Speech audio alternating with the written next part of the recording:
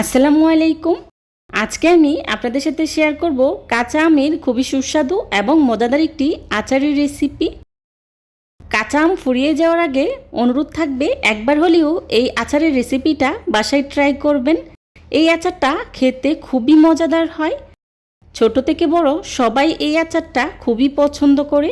আপনি যদি বাসায় একবার বানিয়ে নেন তাহলে বারবার বানানোর ইচ্ছে করবে, এতটাই মজার হয়। চলুন তাহলে জেনে নেই কীভাবে তৈরি করতে হয়। আজকের এই মজাদার কাঁচা আমের আচার তৈরি করার জন্যে প্রথমে আমি চুলায় একটি প্যান বসিয়ে তার মধ্যে দিয়ে দিচ্ছি শুকনো মরিচ 4টি। শুকনো মরিচটাকে আমি কিছুক্ষণ ভেজে নেব। ভাজা হয়ে গেলেই দিয়ে দিচ্ছি 5 ফোড়ন 1 টেবিল চামচ। এখানে 5 ফোড়নে সব রকমের মশলা রয়েছে, তাই আমি এখানে 5 ফোড়নটা ব্যবহার করেছি। 5 ফোড়নে কিন্তু সাদা সরষেও রয়েছে। চুলা রাসটা লোতে রেখে 5 ফোড়নটাকে আমি খুব ভালো করে ভেজে নিয়েছি। এবার চুলা থেকে নামিয়ে নিয়েছি। চুলা থেকে নামিয়ে ঠান্ডা হলে আধ ভাঙা করে গুঁড়ো করে নিয়েছি।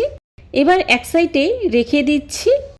অন্যদিকে কাঁচা আমের এই দুর্দান্ত স্বাদের আচার তৈরি করার জন্যে প্রথমে আমি নিয়েছি কাঁচা আম, দেখতেই পাচ্ছেন। এখন একটি পিলারের সাহায্যে আমগুলোকে আমি খুব ভালো করে খোসাটা ছাড়িয়ে নিচ্ছি।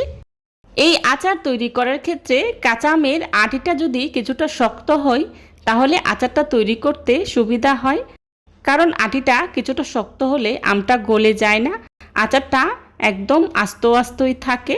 তাই চেষ্টা করবেন কিছুটা শক্ত আটির কাঁচা আমটা নেওয়ার। সেমভাবে আমি সবগুলো আমের খোসা ছাড়িয়ে নেব। অফ ক্যামেরায় সবগুলো আমের খোসা ছাড়িয়ে নিয়েছি। এবার আমটাকে আমি এভাবে একটি ছুরির সাহায্যে গোল গোল করে কেটে নিচ্ছি। দেখে নিশ্চয় বুঝতে পারছেন আমি কিভাবে কেটে নিচ্ছি। এবার মাঝখান থেকে এভাবে আটিটা ফেলে দিচ্ছি। এভাবে আটিটা ফেলে দিয়ে আমগুলোকে আমি খুব ভালো করে ধুয়ে পানিটা ঝরিয়ে নিয়েছি। পানিটা খুব ভালো করে ঝরিয়ে নিতে হবে। খেয়াল রাখতে হবে যাতে আমের গায়ে কোনো প্রকার পানি না থাকে। এখন আচার তৈরি করার পালা। আচার তৈরি করার জন্য চুলায় একটি প্যান বসিয়ে তার মধ্যেই দিয়ে দিচ্ছি চিনি 1 কাপ, দিয়ে দিচ্ছি পানি 1 কাপ।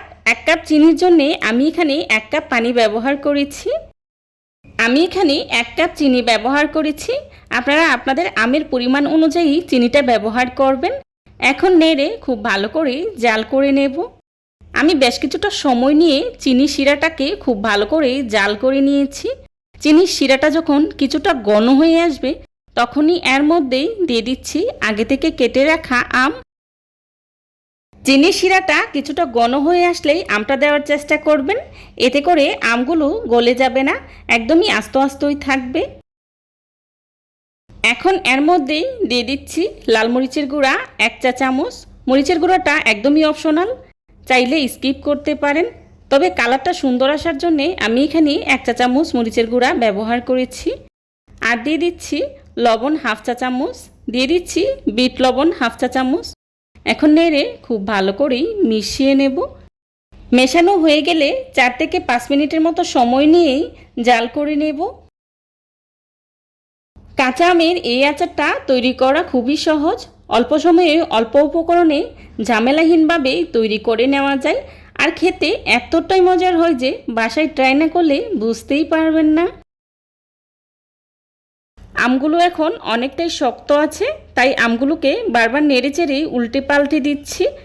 আমটা যখন কিছুটা নরম হয়ে আসবে তখন আর নাড়া যাবে না।